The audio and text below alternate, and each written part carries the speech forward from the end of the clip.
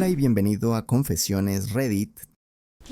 Ana siempre supo que las ventanas de la casa tenían memoria. Desde niña escuchaba cómo el viento las hacía gemir de formas diferentes según la estación, como si contaran historias que solo ella podía entender.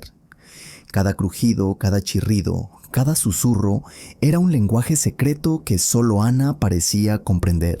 En invierno, las ventanas gemían con un sonido profundo y lento, como el llanto de alguien que ha llorado demasiado tiempo. En primavera, susurraban con un tono más ligero, como si recordaran tiempos mejores. Pero desde que su padre había muerto, las ventanas permanecieron cerradas durante meses, como si la casa misma estuviera conteniendo el aliento. Su madre, Clara, se sumergió en un silencio tan profundo que Ana temió perderla para siempre. Durante semanas, solo se escuchaban los platos chocando en la cocina, el sonido de la televisión encendida sin volumen y los pasos apagados de su madre caminando de un lado a otro. Ana pasaba horas en su habitación escuchando cómo el viento intentaba entrar por las ventanas cerradas, como si tratara de decirle algo que no podía entender. Hasta que un día, sin previo aviso, apareció Miguel. Llegó con flores y una sonrisa demasiado perfecta, como salido de una película que Ana no había pedido ver. «Mamá, ¿quién es?», preguntó Ana la primera vez que lo vio en la cocina, sirviéndose café como si fuera dueño del lugar. «Es un amigo», respondió su madre con una voz que Ana no reconocía, demasiado dulce, demasiado sumisa, como si estuviera hablando con alguien a quien temía. Con el tiempo, Ana descubrió que Miguel no era solo un amigo, controlaba cada aspecto de su vida, qué ropa podía usar, con quién podía hablar en la escuela, incluso cuándo podía usar el baño. «No seas descarada», le decía cuando ella intentaba protestar. «Tu madre me ha contado cosas sobre ti». Cada palabra era como un cuchillo, pequeño pero afilado, cortando poco a poco su confianza. Una noche, mientras fingía dormir, Ana escuchó voces elevadas. Se acercó sigilosamente a la puerta entreabierta de la sala. La luz del pasillo se filtraba por la rendija, proyectando sombras danzantes en la pared. «Si te atreves a irte, revelaré lo que hizo tu hija», decía Miguel con calma peligrosa. «Nadie creerá a una madre que no puede controlar a su propia hija». Ana sintió cómo el suelo se movía bajo sus pies. ¿Qué estaba diciendo? ¿Qué mentiras estaba contando sobre ella? Su corazón latía con tanta fuerza que temió que lo oyeran. Retrocedió lentamente a su habitación, cerrando la puerta con cuidado, y se acurrucó bajo las sábanas, temblando. Al día siguiente, en la escuela, encontró a su amiga Carla esperándola en el baño. «Te vi ayer», susurró Carla, cerrando la puerta del cubículo. «Te vi escondida en el pasillo. ¿Estás bien?». Ana rompió en llanto. Entre sollozos contó todo, las amenazas, el control, el miedo constante que sentía su madre. Carla, sin decir palabra, sacó su teléfono y grabó el relato de Ana. «Voy a guardar esto», dijo. «Si algo te pasa, tendremos pruebas». Fue el primer testimonio de muchos.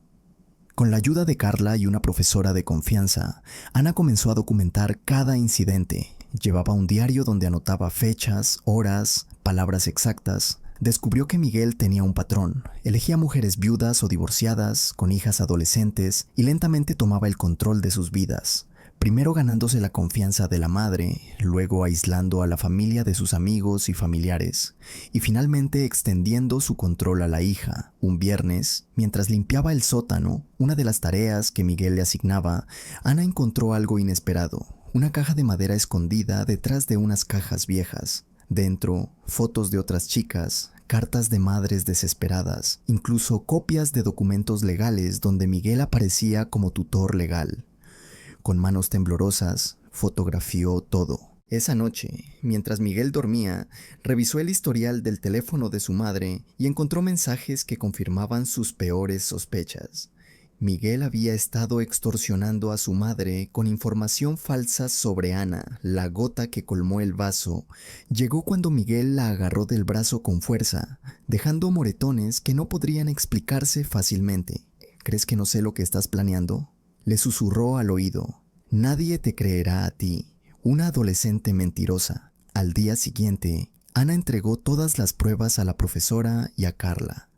Juntas contactaron a una organización local de apoyo a víctimas de violencia doméstica.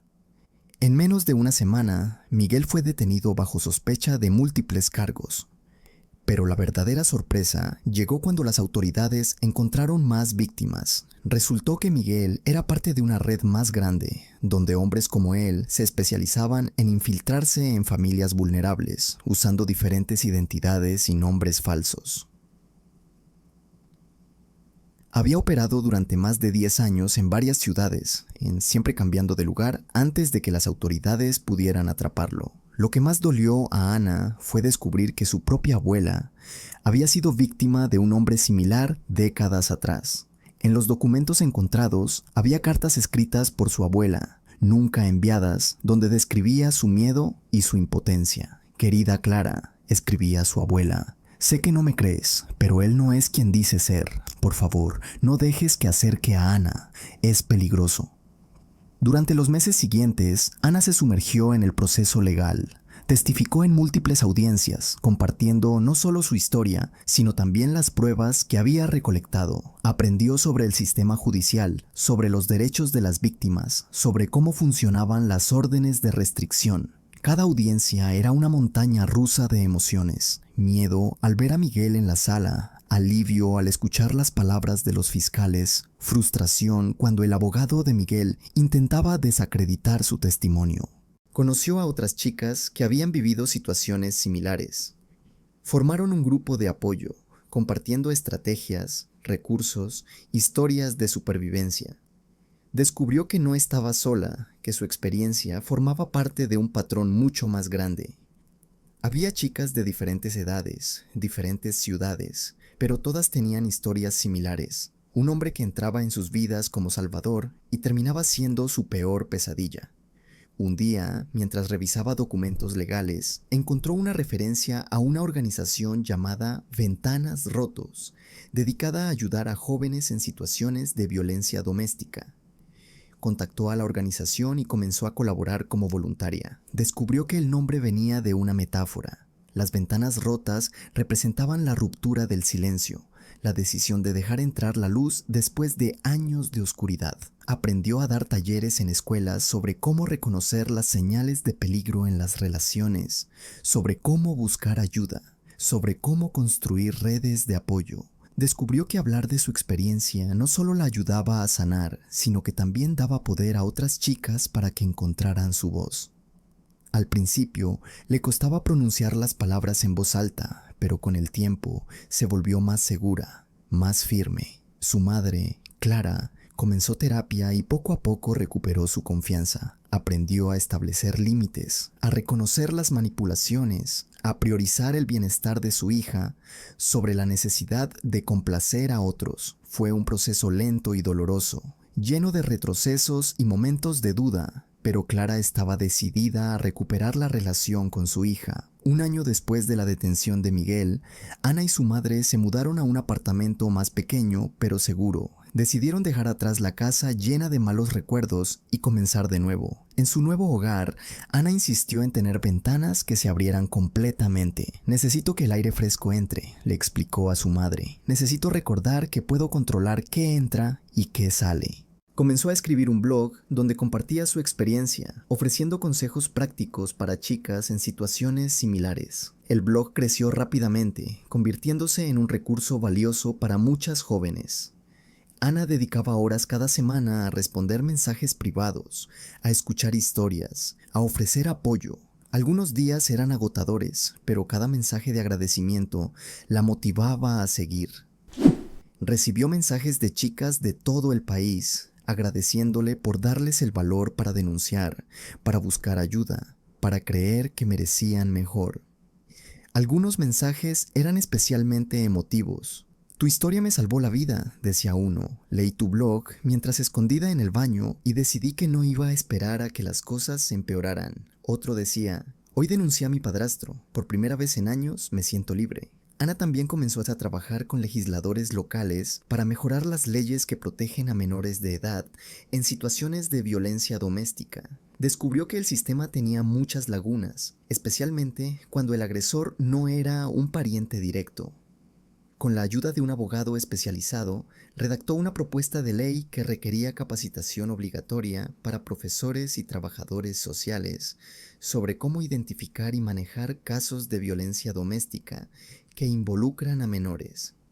La propuesta fue presentada al Congreso Estatal y, después de meses de trabajo intenso, fue aprobada. Ana testificó durante el proceso legislativo, compartiendo no solo su historia personal, sino también datos y estadísticas que respaldaban la necesidad de la ley. Fue una experiencia abrumadora. Pararse frente a una sala llena de legisladores, mirarlos a los ojos y contar su historia con voz firme. Al terminar, recibió aplausos, pero lo más importante fue ver el cambio en las expresiones de los legisladores, la seriedad con la que tomaban el tema. Un día, recibió una carta de una jueza que había presidido el caso de Miguel.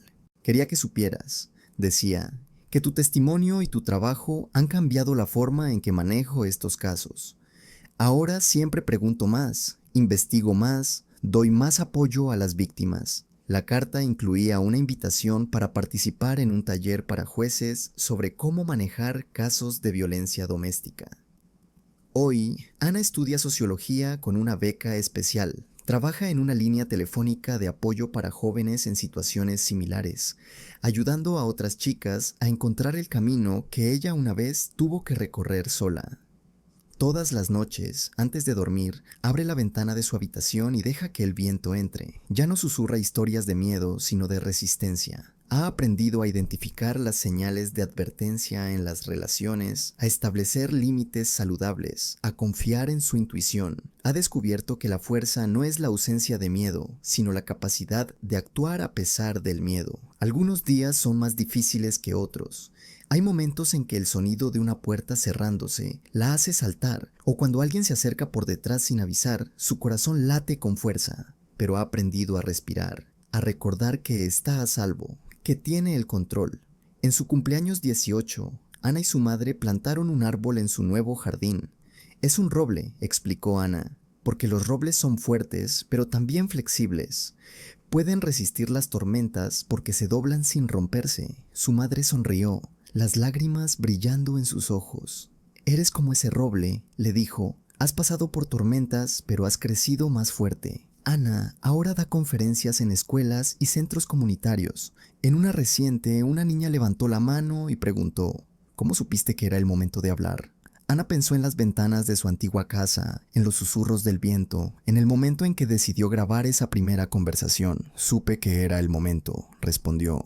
Cuando entendí que mi silencio no me protegía, sino que me hacía cómplice. Explicó que durante años había creído que callar la mantendría a salvo, que si no hacía ruido, Miguel la dejaría en paz, pero el silencio solo había permitido que la situación empeorara. Después de la conferencia, una profesora se acercó. Tengo una estudiante, le confió, que creo que está en una situación similar. ¿Podrías hablar con ella?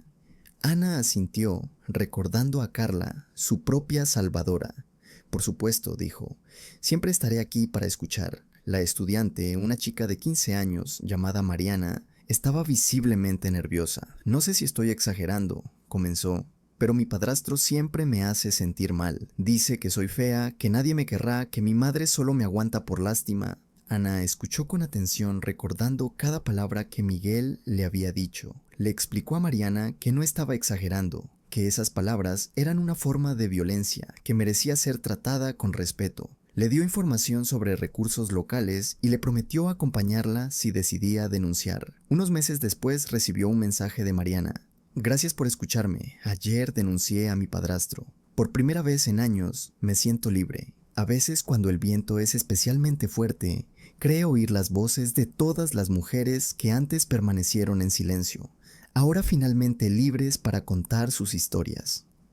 Escucha historias de abuelas que sufrieron en silencio, de madres que no supieron cómo proteger a sus hijas, de chicas que encontraron el valor para hablar después de años de miedo, y Ana las escucha todas, una por una, sabiendo que su propio susurro ahora forma parte de ese coro, un coro que crece cada vez que otra voz se une, cada vez que otra chica decide que su historia merece ser contada. Ana sigue en contacto con Carla, su amiga de la escuela que la ayudó en los momentos más oscuros. Nunca olvidaré el día que viniste a buscarme al baño. le dijo Ana recientemente. Fue el primer momento en que sentí que no estaba sola. Yo tampoco olvido ese día, respondió Carla. Vi el miedo en tus ojos y supe que tenía que hacer algo. A veces pienso en lo que habría pasado si no hubiera actuado. Ana sabe que hay muchas chicas que no tienen a alguien como Carla, que no encuentran el apoyo que necesitan. Por eso trabaja incansablemente para crear redes de apoyo, para entrenar a profesores y trabajadores sociales, para asegurarse de que ninguna chica tenga que enfrentar esto sola. Recientemente recibió una invitación para participar en un proyecto internacional sobre violencia doméstica. Viajará a España para compartir su experiencia con académicos y activistas de todo el mundo. Es increíble, le dijo a su madre, cómo en todos los países las mujeres están luchando contra las mismas batallas. Su madre asintió, y en todos los países las mujeres están encontrando formas de ayudarse mutuamente. Eso es lo que importa. Ana está escribiendo un libro sobre su experiencia, no solo para contar su historia, sino para ofrecer herramientas prácticas a otras chicas. Quiero que sea un manual de supervivencia, le explicó a su editora. Algo que puedan llevar en su mochila, que puedan leer cuando se sientan perdidas. El proceso de escribir el libro ha sido terapéutico, pero también desafiante. Algunos días, las palabras fluyen con facilidad. Otros días, el miedo y el dolor vuelven con tanta fuerza que tiene que detenerse. Pero cada página escrita es un paso adelante, una forma de transformar el dolor en esperanza. Un día, mientras trabajaba en el libro, recibió una llamada inesperada. Era una mujer mayor, cuyo nombre no reconoció al principio. «Soy la abuela de Mariana», dijo la mujer. «Quería agradecerte por lo que hiciste por mi nieta. Gracias a ti, ella encontró el valor para hablar y gracias a eso, descubrimos que mi hija también estaba sufriendo». Ana no supo qué decir al principio. «Solo hice lo que cualquier persona haría», respondió finalmente. «No, querida», dijo la abuela. «No cualquier persona hace lo que tú hiciste. Tú diste el primer paso y ese primer paso salvó a 2 mujeres». Después de la llamada, Ana salió a caminar. Fue al parque donde solía ir con su padre cuando era niña. Se sentó en el mismo banco, mirando el río que fluía tranquilo. Recordó las palabras de su padre. «El río parece tranquilo, pero debajo hay corrientes fuertes. A veces las cosas no son como parecen». Ahora entendía el significado de esas palabras. La vida podía parecer tranquila en la superficie, pero debajo había fuerzas poderosas que podían cambiar todo. Y a veces, el primer paso era simplemente reconocer esas corrientes, permitir que te llevaran a un lugar mejor. Ana sacó su teléfono y envió un mensaje a Mariana. «¿Te gustaría venir al parque mañana? Hay un banco con tu nombre». Mientras esperaba la respuesta, miró el río y sonrió. Las ventanas de su nuevo apartamento estaban abiertas de par en par, dejando que el viento entrara libremente, y en ese momento supo que estaba exactamente donde debía estar.